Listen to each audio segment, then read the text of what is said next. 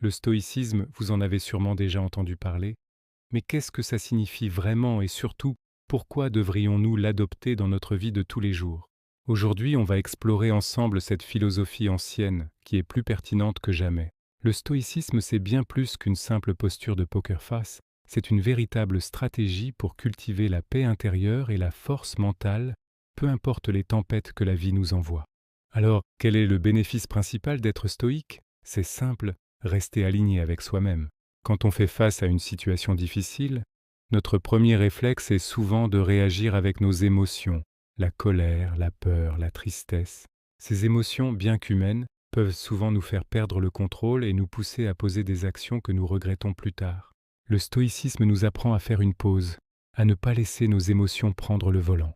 En faisant cela, nos actions deviennent justes, mesurées et maîtrisées. Elles ne sont plus le fruit d'une impulsion, mais d'une décision consciente. Prenons un exemple concret que beaucoup d'entre nous ont déjà vécu, au travail. Imaginez qu'un collègue vous lance des piques, des réflexions déplacées, juste pour vous provoquer. Votre première réaction presque instinctive serait de riposter, de le remettre à sa place, de lui rendre la monnaie de sa pièce. C'est compréhensible, non? Mais en faisant ça, vous entrez directement dans son jeu. Vous réagissez à sa provocation. Vous quittez votre propre état d'esprit, votre propre axe, pour vous aligner sur le sien. Admettons que vous étiez de bonne humeur ce matin-là, plein d'énergie positive. En répondant à sa provocation, vous laissez sa négativité contaminer votre journée. Vous lui donnez le pouvoir de dicter votre humeur. Le stoïcien, face à cette même situation, choisirait une autre voie. Il ne s'agit pas d'être passif ou de se laisser faire. Il s'agit de comprendre ce qui est en notre contrôle et ce qui ne l'est pas. Les paroles de votre collègue, son attitude, sa mauvaise humeur, tout cela est hors de votre contrôle. Vous ne pouvez pas changer qui il est. En revanche, ce que vous contrôlez à 100%, c'est votre réaction. Vous pouvez choisir de ne pas mordre à l'hameçon. Vous pouvez choisir de l'ignorer, de répondre calmement et professionnellement, ou simplement de vous éloigner. En choisissant d'être stoïque, vous faites un choix puissant. Vous choisissez votre paix intérieure avant tout. Vous préférez la sérénité et la maîtrise de soi plutôt que le chaos d'une dispute inutile.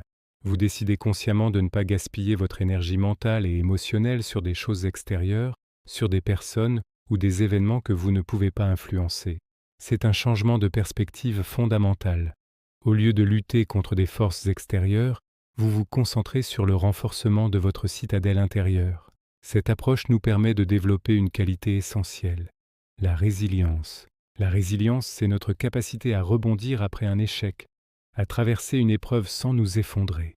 En nous entraînant à nous concentrer sur ce que nous contrôlons, nous devenons moins vulnérables aux aléas de la vie. Une critique négative, un projet qui échoue, une relation qui se termine. Ces événements sont douloureux, c'est certain. Le stoïcisme ne nous demande pas de ne rien ressentir. Il nous demande de ne pas nous laisser submerger par ces sentiments. Pensez à votre énergie comme à une ressource limitée. Chaque jour, vous avez une certaine quantité d'énergie mentale et émotionnelle. Voulez-vous la dépenser à vous inquiéter pour des choses hors de votre contrôle, à ruminer sur le passé, à vous énerver contre le trafic ou la météo? Ou préférez-vous l'investir dans des actions constructives, dans l'amélioration de vous-même, dans vos projets, dans vos relations avec les gens qui comptent vraiment pour vous? Le stoïcisme, c'est l'art de diriger son énergie là où elle aura le plus d'impact. Le cœur de cette philosophie repose sur ce qu'on appelle la dichotomie du contrôle. C'est une idée simple mais révolutionnaire. D'un côté, il y a les choses qui dépendent entièrement de nous, nos jugements, nos opinions, nos désirs, nos actions. De l'autre, il y a tout le reste, la santé, la richesse, la réputation, les actions des autres, les événements mondiaux. La clé du bonheur et de la tranquillité, selon les stoïciens, est de se concentrer exclusivement sur la première catégorie et d'accepter la seconde avec sérénité. Cela ne veut pas dire qu'il faut être passif ou fataliste. Au contraire, vous devez agir avec toute votre force et votre intelligence pour atteindre vos objectifs. Mais une fois que vous avez fait tout ce qui était en votre pouvoir, vous devez accepter le résultat, quel qu'il soit. Si vous avez postulé pour un emploi et que vous avez préparé votre entretien du mieux possible, c'est tout ce que vous pouviez faire. La décision finale de l'employeur est hors de votre contrôle. S'inquiéter à ce sujet ne changera rien. si ce n'est vous voler votre paix. Adopter une attitude stoïque, c'est aussi apprendre à voir les obstacles non pas comme des murs infranchissables, mais comme des opportunités. L'empereur romain et philosophe stoïcien Marc Aurèle disait « L'obstacle à l'action fait avancer l'action. Ce qui se trouve sur le chemin devient le chemin. » Chaque difficulté est une occasion de pratiquer la patience, le courage, la créativité, la résilience. Votre vol est annulé? C'est une occasion de pratiquer la patience. Un projet professionnel rencontre un problème inattendu? C'est une chance de faire preuve d'ingéniosité pour le résoudre. En cultivant cette mentalité, on transforme notre rapport au monde. On ne subit plus les événements, on interagit avec eux. On devient un acteur de notre vie, et non plus un simple spectateur emporté par les flots. On développe une force intérieure qui nous rend moins dépendants des validations extérieures. Notre estime de soi ne dépend plus des compliments des autres, ni notre bonheur des circonstances matérielles. Notre valeur réside dans notre caractère, dans la manière dont nous choisissons de répondre aux défis de la vie. Cela demande de la pratique, bien sûr. Ce n'est pas un interrupteur que l'on peut actionner du jour au lendemain. C'est un entraînement quotidien. Cela commence par de petites choses. La prochaine fois que vous êtes coincé dans un embouteillage, observez votre réaction. Au lieu de vous énerver, demandez-vous « Est-ce que cela est en mon contrôle ? Qu'est-ce que je peux faire de constructif maintenant ?» Peut-être écouter un podcast intéressant, appeler un ami ou simplement pratiquer la respiration consciente. Chaque petite victoire renforce ce muscle mental.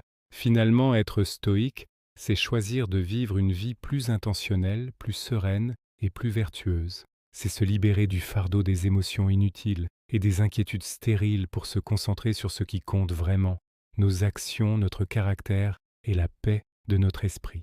C'est un chemin vers une liberté intérieure profonde, une liberté que personne ne pourra jamais nous enlever. C'est un super pouvoir accessible à tous, il suffit de décider de le cultiver. J'espère que cette introduction au stoïcisme vous a éclairé et vous a donné envie d'en savoir plus. C'est un sujet vaste et passionnant qui peut réellement transformer votre manière de voir la vie. Si vous avez des questions ou si vous voulez partager vos propres expériences avec cette philosophie, n'hésitez pas à laisser un commentaire. Merci de m'avoir écouté et n'oubliez pas de vous abonner pour ne pas manquer les prochaines vidéos. Prenez soin de vous